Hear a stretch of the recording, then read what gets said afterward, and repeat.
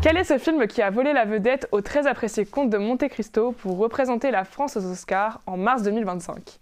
Vous en avez peut-être entendu parler en mai dernier lorsqu'il a remporté au Festival de Cannes le prix du jury et le prix d'interprétation féminine pour l'ensemble des actrices. Emilia Pérez est un film du réalisateur français Jacques Audiard qui s'est lancé le défi de réaliser une comédie musicale intégralement en espagnol avec des acteurs internationaux et filmée dans des studios en France.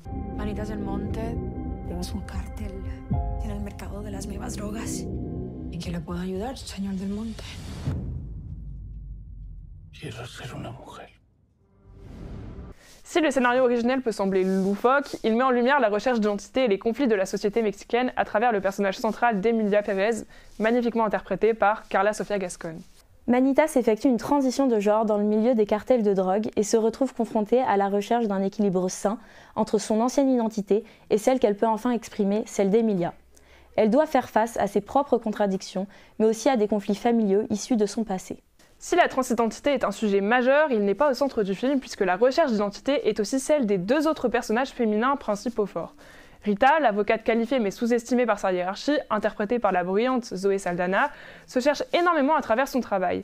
L'amour est également un thème majeur, notamment pour Jessica, la femme de Manitas, interprétée par une fougueuse Selena Gomez qui se recherche à travers ses relations. De plus, Emilia Pérez, tout en changeant d'identité, change de vie. Elle essaie de laisser le monde du cartel dans son passé avec l'aide de Rita et de se repentir en adoptant de nouvelles valeurs, notamment grâce à Epifania, love interest du film joué par Adriana Paz. Jacques Audiard dénonce dans ce film la corruption systémique de la société mexicaine dans son ensemble.